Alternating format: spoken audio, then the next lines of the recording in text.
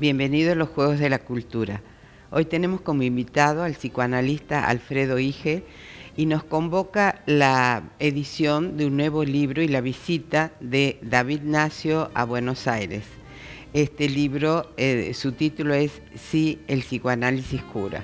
O sea que este es el eje de la charla y otros temas de interés que tienen que ver con el psicoanálisis y la lectura que hace de la realidad actual.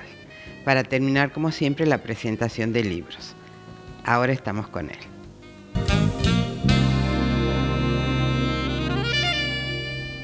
Bueno, gracias, Alfredo, por venir. Bueno, no, gracias por invitarme. Siempre temas que nos resulta placentero, diría, tratarlos, porque tienen que ver con nuestras propias vivencias, con nuestra historia, hasta con nuestras creencias, ¿no? En el sentido de apostar al psicoanálisis en la lectura que hacemos de la realidad, como herramienta para poder pensar.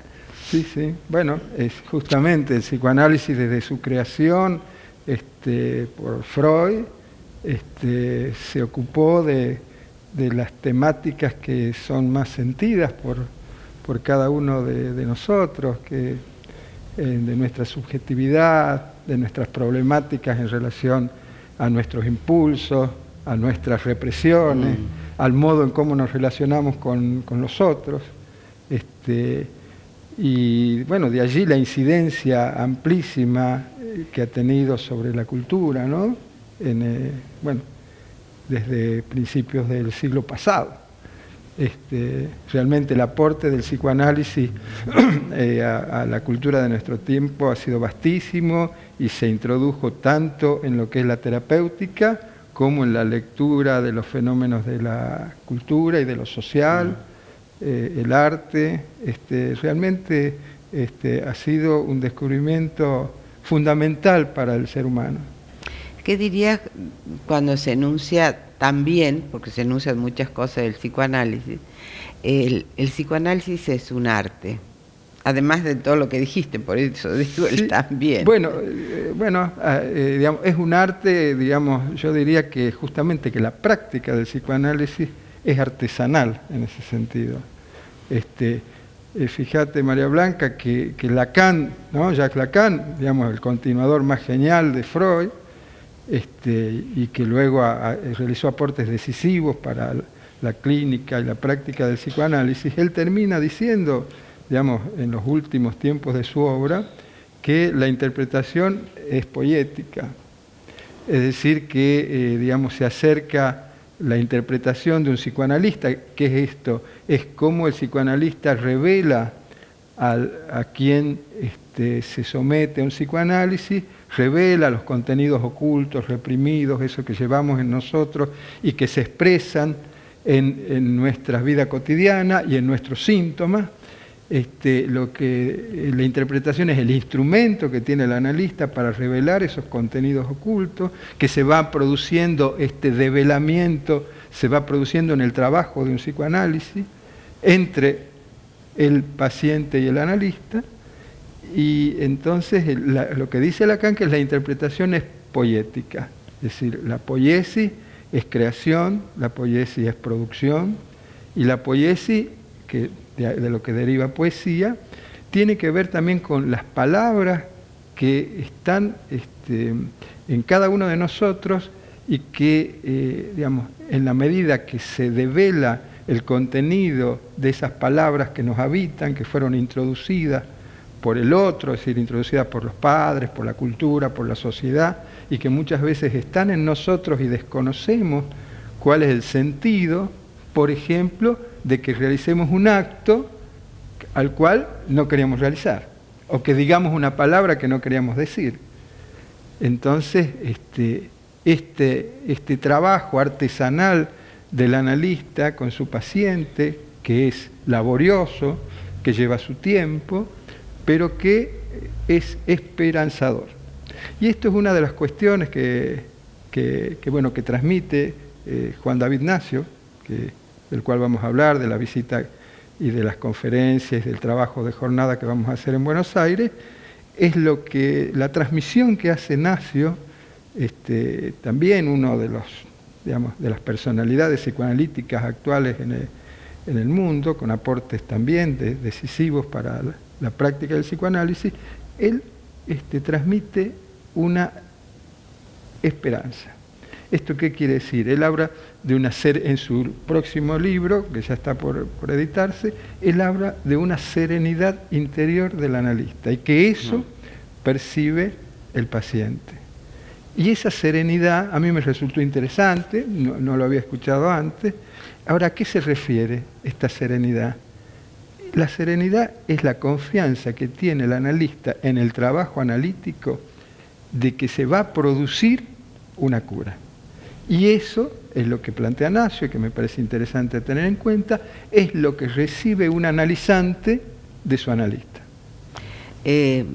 Quería preguntarte, a modo de presentación también, ¿quién es David Nacio? Porque lo hemos tenido en el programa, ha sido un lujo, está en YouTube y con muchísimas visitas al programa para escucharlo a Nacio, por supuesto. Y me parece interesante volverlo a presentar porque, bueno, hay personas que que no están en el ámbito psicoanalítico y pueden no conocerlo.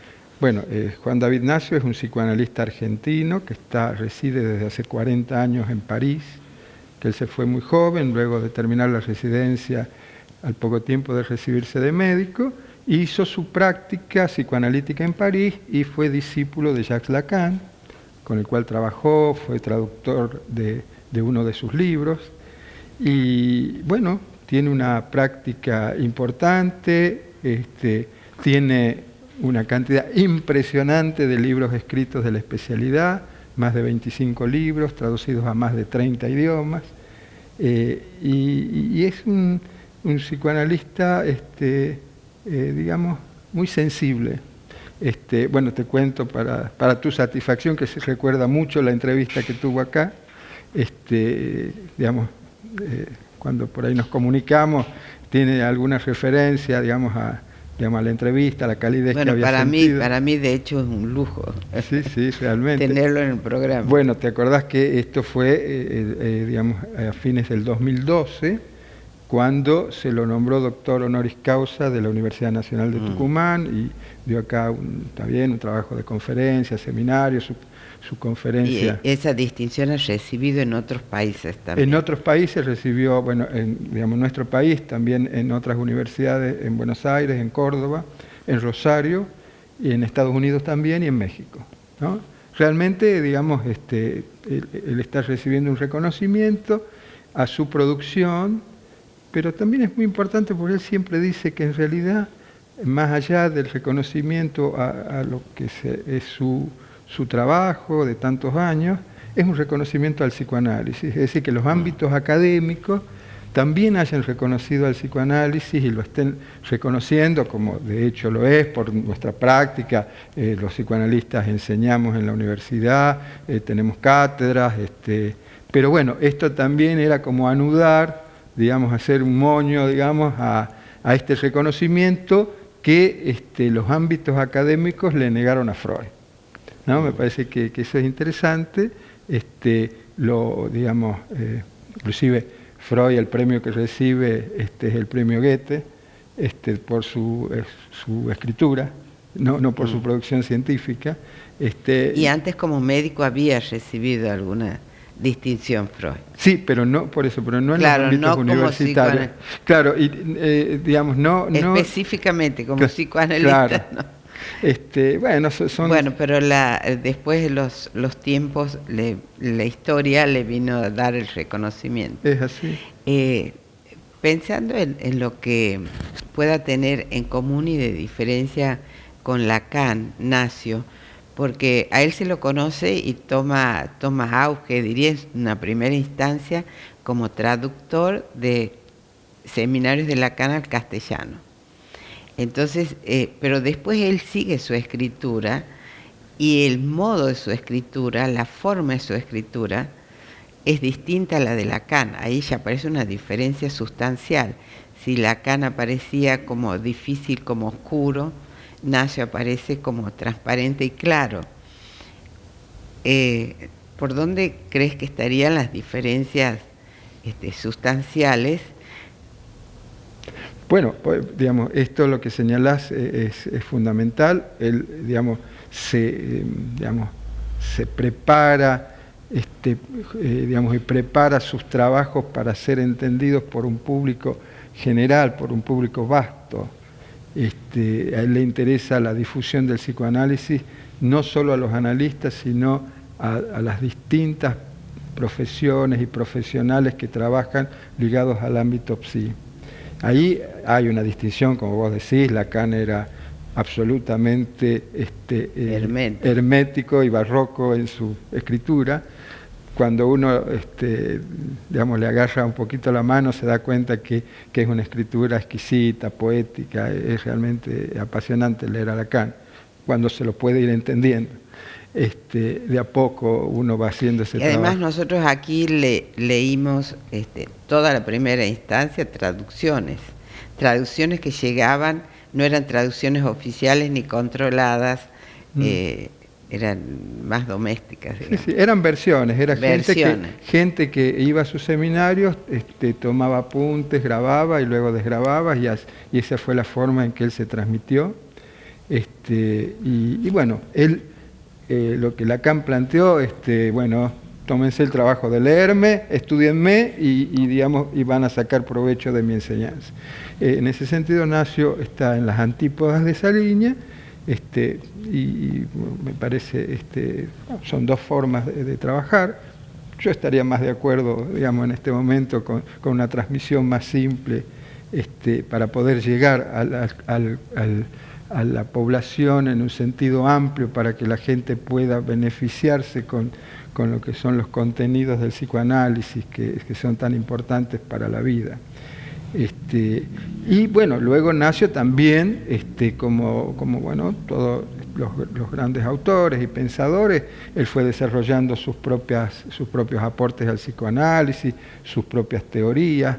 Esto es una de las cuestiones que en este evento que se va a desarrollar ahora en Buenos Aires en agosto, una de las mesas panel, que se llama Los conceptos de Nacio, digamos, es trabajar cuáles fueron sus aportes, los aportes novedosos que él desarrolló y aportó al psicoanálisis.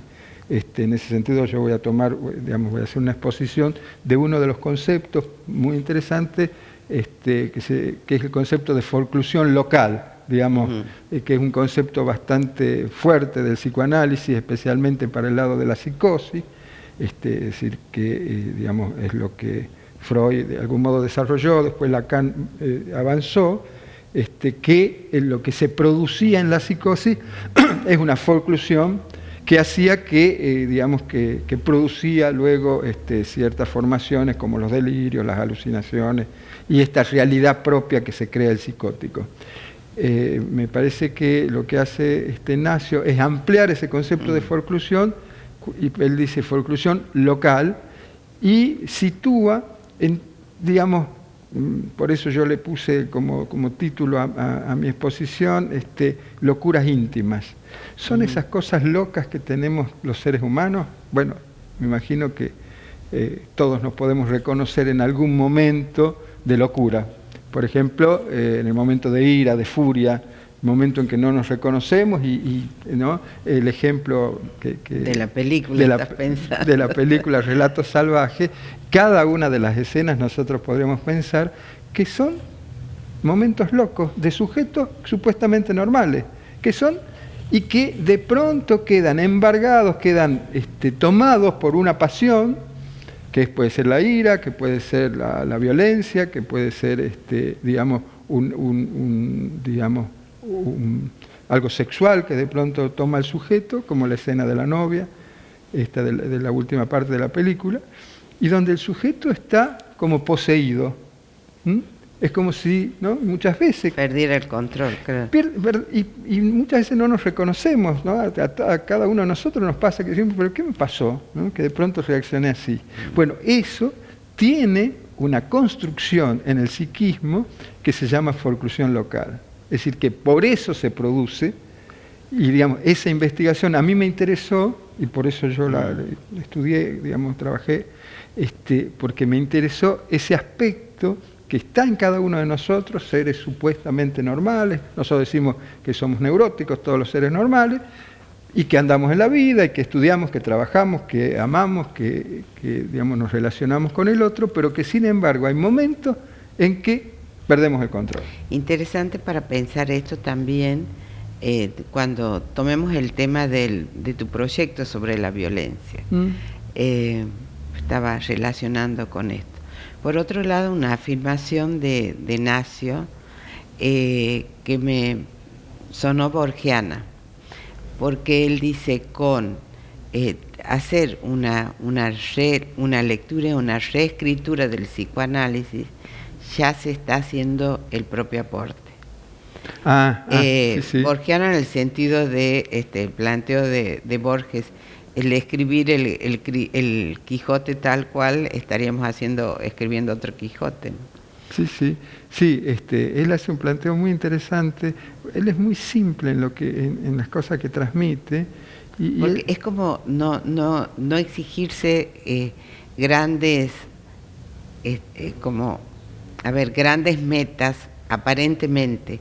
Es humilde el planteo, pero al mismo tiempo lo llevó, si este es su criterio, lo llevó a escribir 20 libros sobre el psicoanálisis, claro, y trabajar como está trabajando en el psicoanálisis, o sea, que tuvo sus efectos en él mismo, ¿no? ¿Sabes cómo le dice él? Decir lo que ya está dicho y darnos cuenta que en ese decir dijimos algo nuevo, ¿no? Es muy interesante porque él no dice, no, hay que crear... Lo puedes repetir, a modo de subrayar. A ver si me acuerdo, no sé si es exacto, pero decir lo que ya está dicho, pero darnos cuenta que ahí dijimos algo nuevo. Es muy interesante, sí, porque, ¿qué valor? Pero también es interesante pensarlo en la terapia, ¿qué valor tiene eso que aparece como novedad? Eso que está dicho también, que se lo puede uno comentarle hasta a un amigo en el café, pero que en la situación terapéutica, en la sesión, para el paciente puede tener ese efecto de novedad. Y digo efecto de novedad porque sorprende también y hace pensar muchas otras cosas. Sí. Bueno, lo que estás tocando es algo fundamental, ¿no?, en el psicoanálisis, que es el concepto de repetición. Fíjate vos, me estaba acordando esto que, todos los que hemos tenido niños, hijos, tenemos una experiencia seguramente que, no sé si te acordás, ¿no? Ya tuvimos chicos hace tiempo, ahora estarán los nietos. Están los nietos. Que ellos piden que le contemos el mismo cuento todas las noches. Y fíjate que cuando uno le cuenta distintos, rápidamente, él dice, no era así. Ese es el concepto de repetición, porque en la repetición, uno como adulto se cansa, ¿no? Dice, no, te voy a contar otro. No, quiero que me contes ese cuento.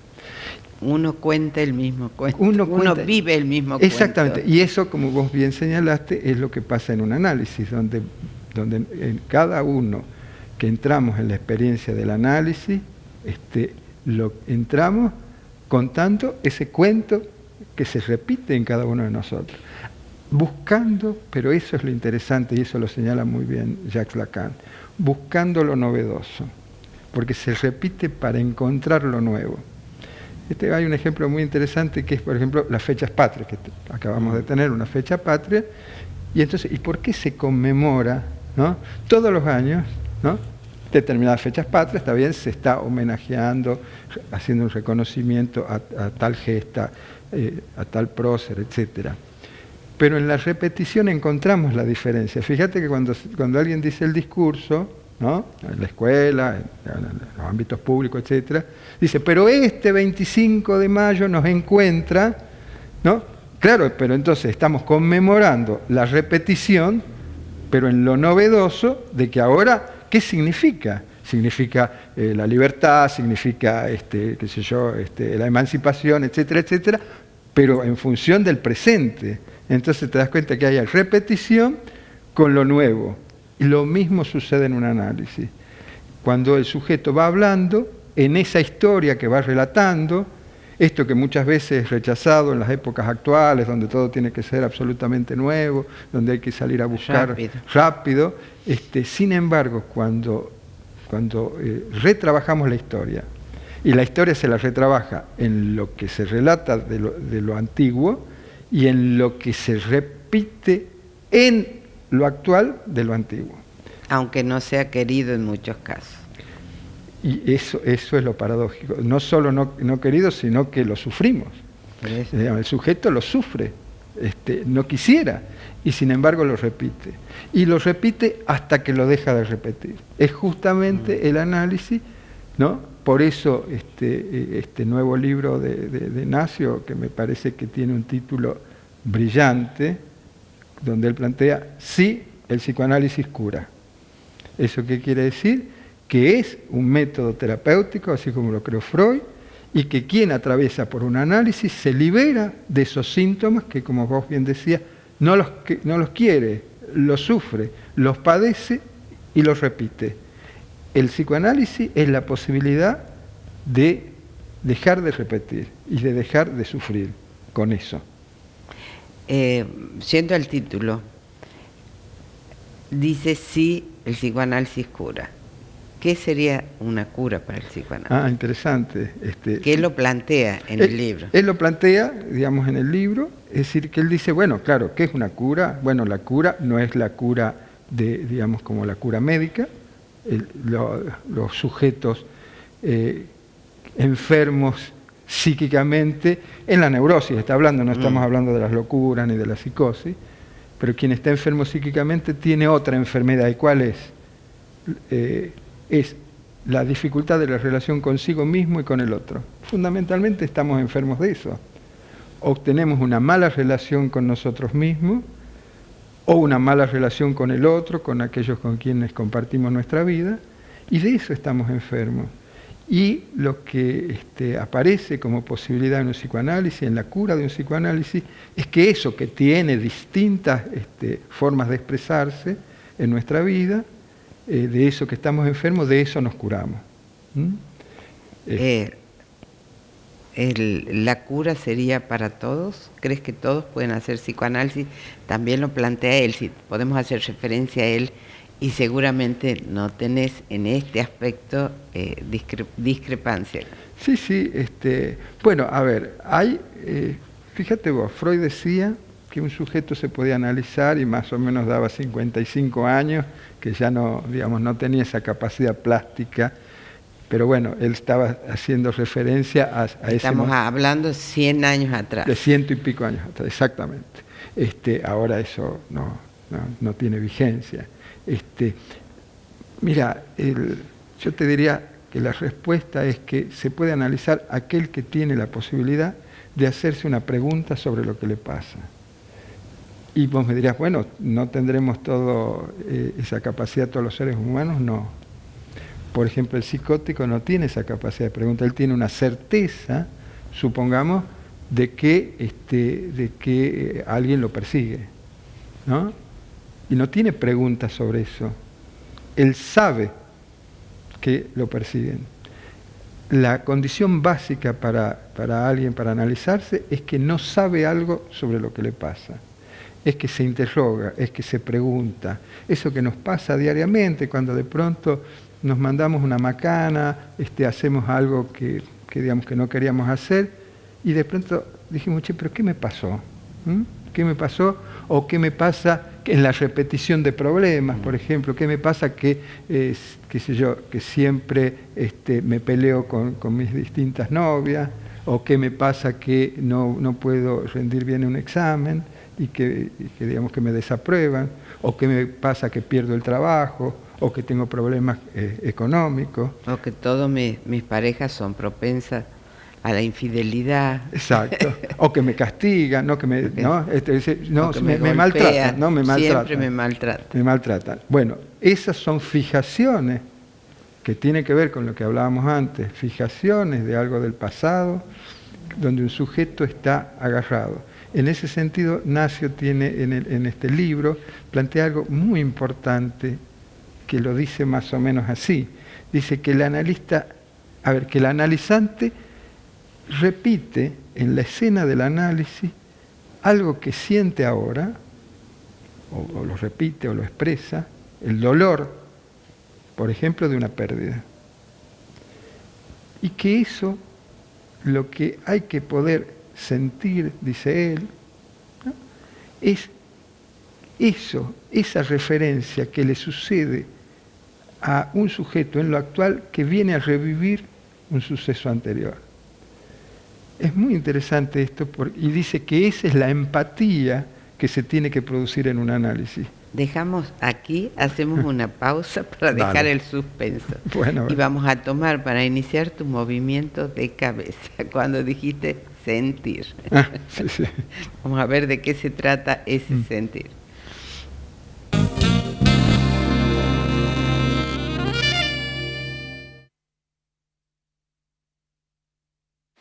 Estoy muy contento de anunciarles que a principios de agosto, el sábado 5 de agosto, vamos a trabajar juntos en el marco de una jornada que ha sido intitulada Nacio en Buenos Aires. Voy a hacer 2 conferencias, una sobre la depresión, cómo actuar con un paciente depresivo, cómo un psicoanalista actúa con un paciente depresivo. Y la otra conferencia va a ser sobre la neurosis. La voy a llamar ¿cuál neuróticos somos? ¿Fóbico, obsesivo o histérico?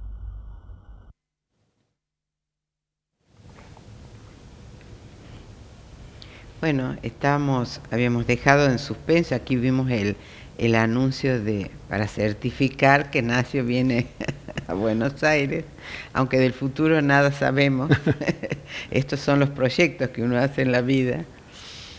Y seguir con este punto tan importante y al mismo tan difícil en el psicoanálisis, que tendría que ver con esta condición básica de la conexión, llamemos transferencia, entre el paciente y el analista. O sea, no todas las personas se pueden analizar, no todas se pueden analizar con determinado analista.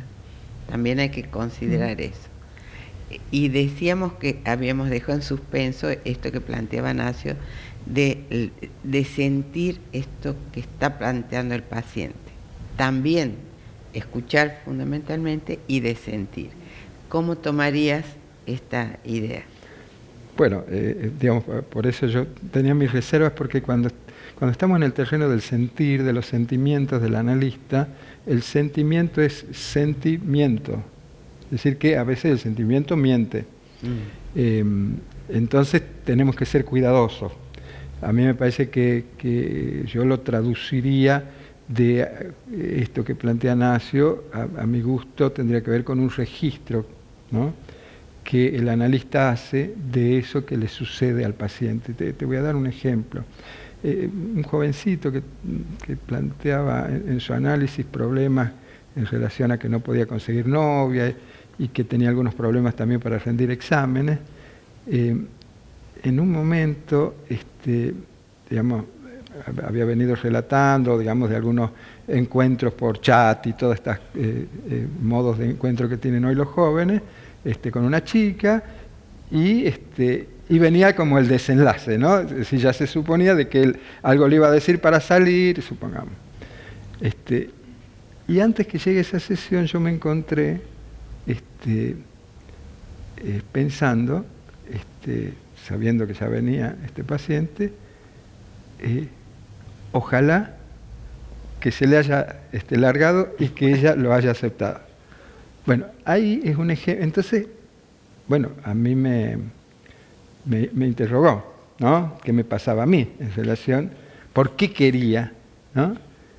Y ahí me di cuenta que en realidad, ¿no?, me parece que viene bien esta conceptualización que hace Nacio, porque en realidad ahí lo que pasaba es que yo estaba transferencialmente, es lo que a uno a veces le pasa, como en el lugar de padre o madre que quiere que a su hijito le vaya bien. Entonces dije, pará, no sos ni el papá ni la mamá, a este muchacho le va a ir bien según lo que haga y según su deseo inconsciente. Me parece, pero además descubrí que eso era lo que él buscaba. Esa es la repetición que se produce en la escena del análisis. Ahí me parece que yo capté la búsqueda, en realidad, de los fracasos que este joven podía tener en relación a su vida en función de sus padres. Que él, a partir de eso, buscaba que los padres deseen eso para él. Y al mismo tiempo se oponía a eso. Entonces, si el analista entra en esa repetición transferencial, se acabó el análisis. Por eso, digamos, justamente ese es el registro y esa es la posibilidad que tiene el analista de hacerse instrumento de la cura. Eso también lo plantea Nasser, porque es con su propio inconsciente receptor es que recibe aquella escena fantasmática que, digamos, traducido es aquel modo de relación que todos los sujetos tenemos como fijados y digamos, encorsetados. Entonces, lo que el analista va a situar es esa escena.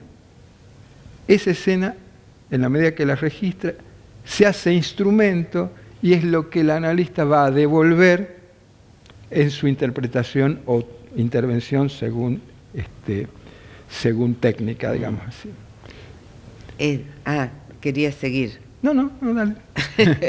Pensé que estaba... No, pues me entusiasmo. Bueno, pero puedes seguir.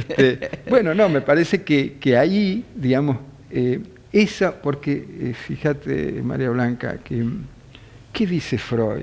¿Cuál fue el gran descubrimiento freudiano y por qué el psicoanálisis sigue vigente y curando?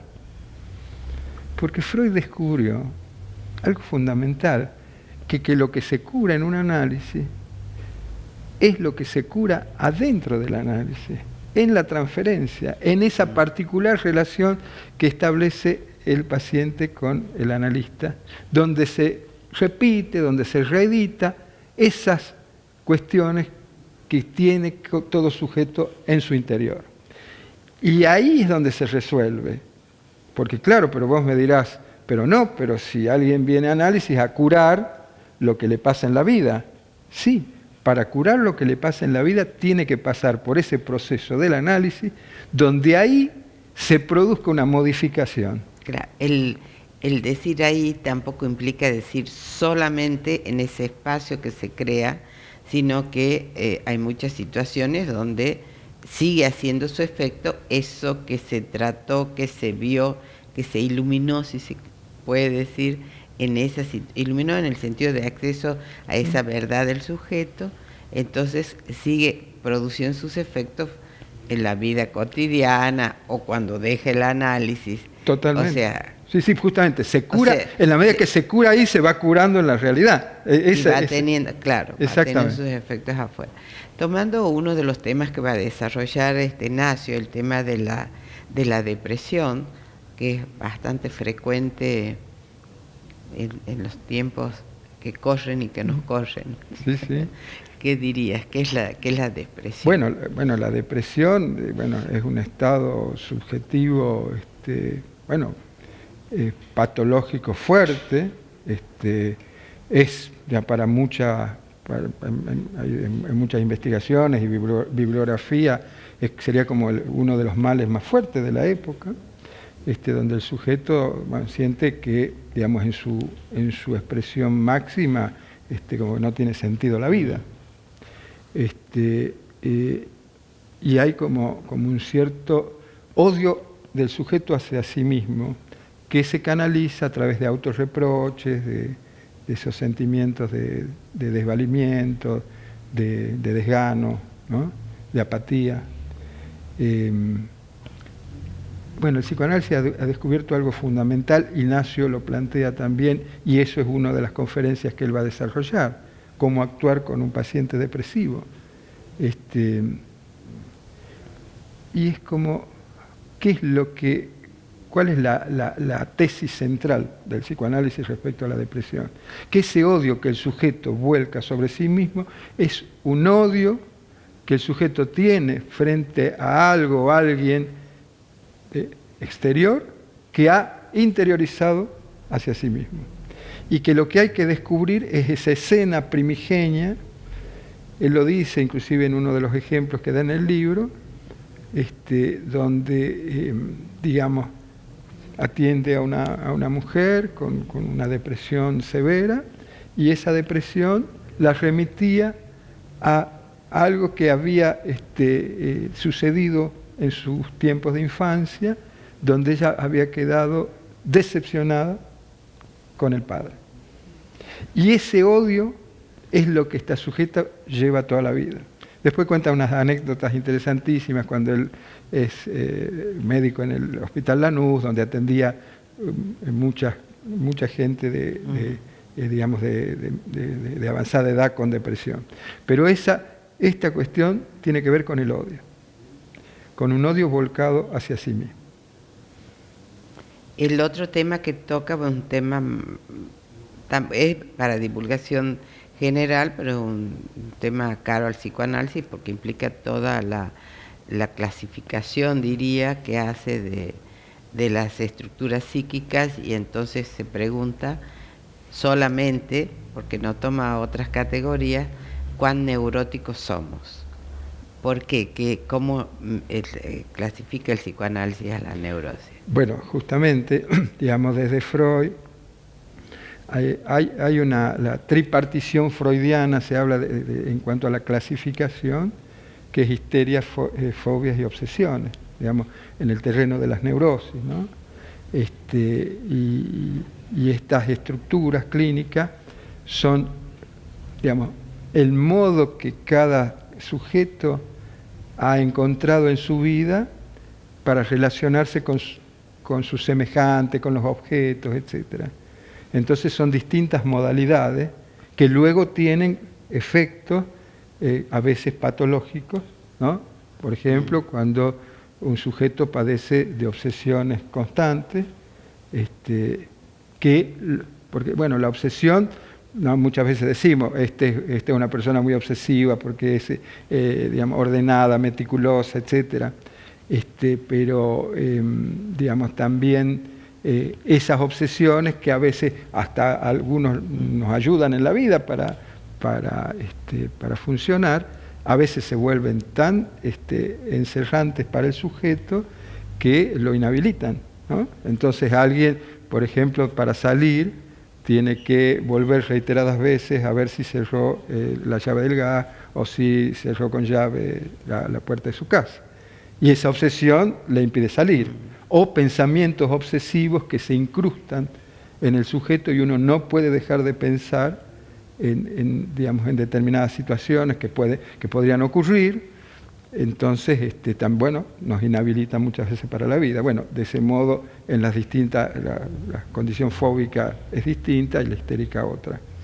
Pero bueno, me parece que el objetivo de esta conferencia es que, bueno, todos podamos situar que esas son las formas estructuradas que tenemos para relacionarnos y que podamos identificar qué de eso, nos joroba y nos hace daño en la vida y nos hace sufrir, y qué de eso, por ahí nos puede servir. Por ejemplo, la histeria tiene que ver con esa, que está muy identificada con las mujeres histéricas, que les gusta agradar, hacerse desear, etc. Bueno, eso puede ser una buena condición como para que una mujer pueda desarrollar sus artes de seducción hacia un hombre, pero también puede llegar a ser algo que impida la relación con un hombre porque no puede dejar de seducir y no puede concretar una relación con un hombre, ¿no? Bueno, en este libro que tenemos es Pasiones al diván,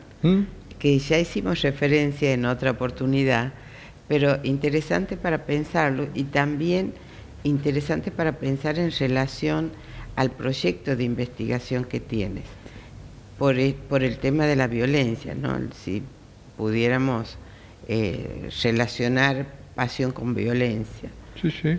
Pasión con signos negativos, diría, si tuviéramos que ponerle un signo. Bueno, la pasión, vos sabés que, la pasión deja al sujeto pasivo muchas veces, ¿no? Claro, uno puede decir, bueno, una pasión amorosa, una pasión por el estudio, una pasión, digamos, tendría esa característica de vitalidad. Diría. Exactamente, y de ligazón de un sujeto a un objeto, ¿no? Ahora, las pasiones tienen también su complicación cuando nos toman.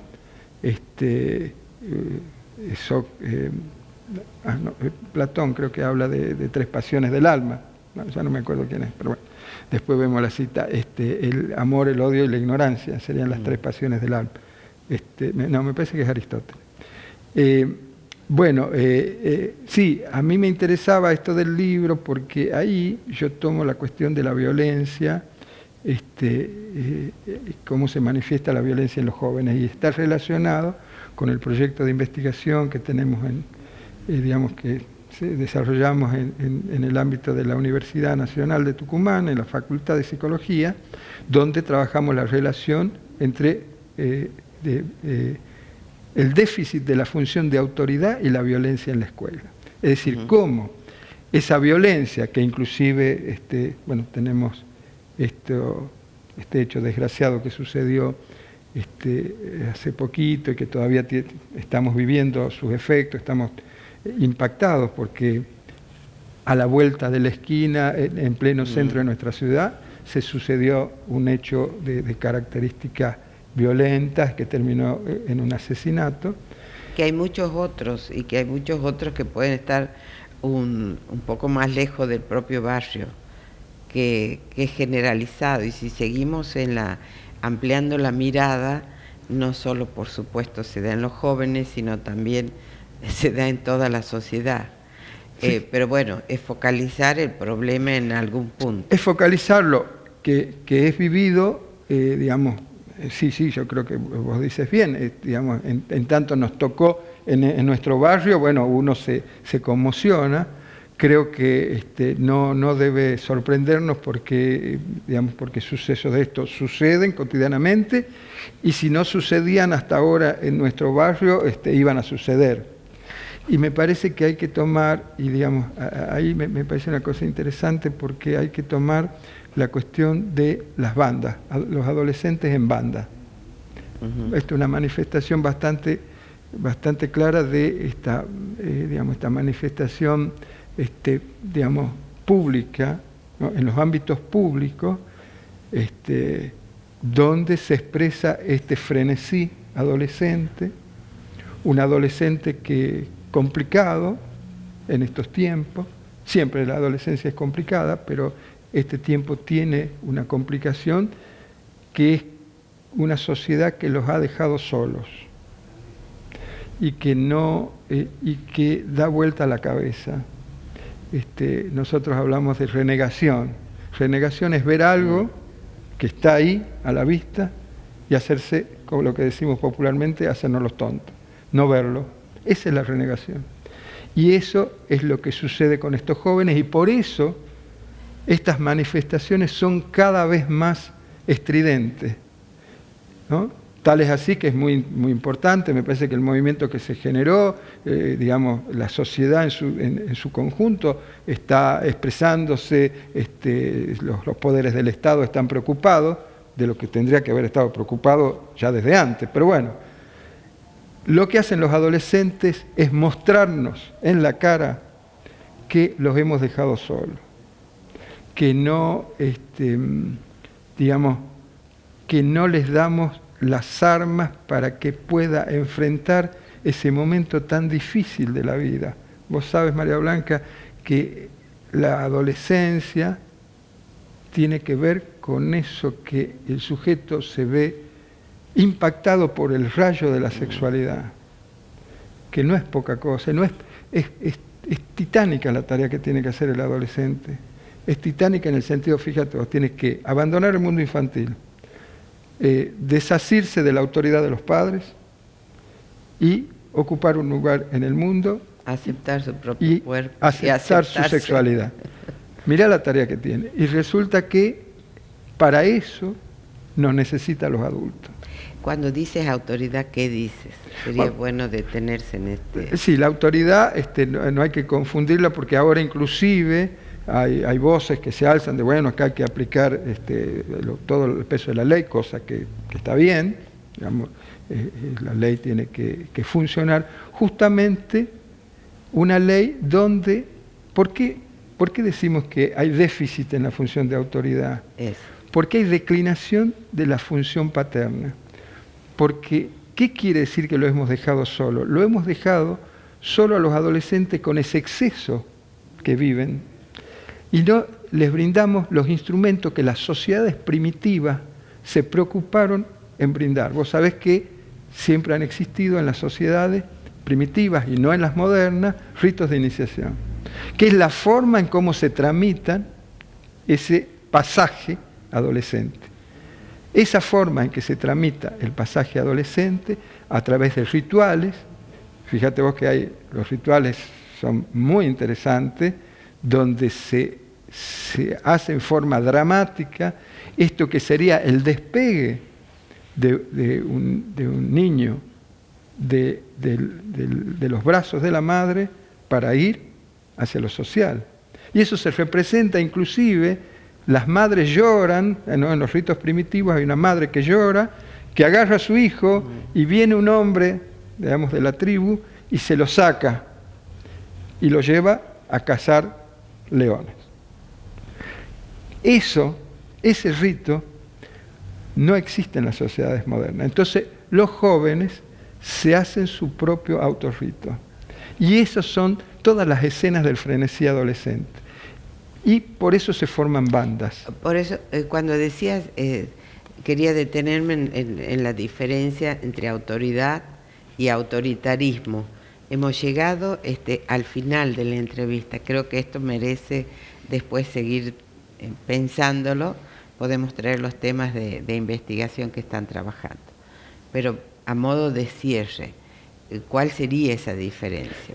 Es una diferencia fundamental que tiene que... A ver, autoridad, si uno busca inclusive en el diccionario, es la autoridad que tiene algo para ejercer una influencia sobre otro. Alguien se siente influenciado y, digamos, las sociedades, próximas que ya, pero que estuvieron, sostenían la autoridad en la tradición. Había un padre que sostenía la tradición. Eso ya no está. La autoridad es la transmisión de un deseo en relación a la vida. Eso es lo que debemos transmitir, porque eso lo aleja al sujeto de la pulsión de muerte. Y de destrucción, claro. Bueno, yo te agradezco muchísimo y seguiremos charlando. Bueno, gracias. Gracias.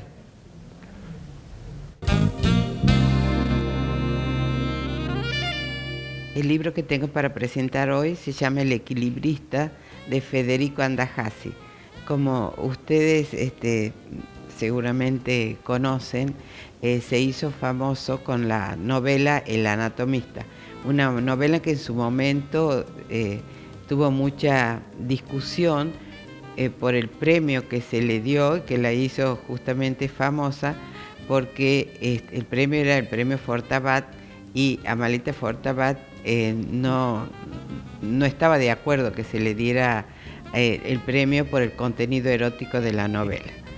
Después de esto, una serie de novelas y el éxito para Andajasi en las letras, que tiene formación también como psicoanalista, y en este libro lo que hace es basarse en su propia experiencia.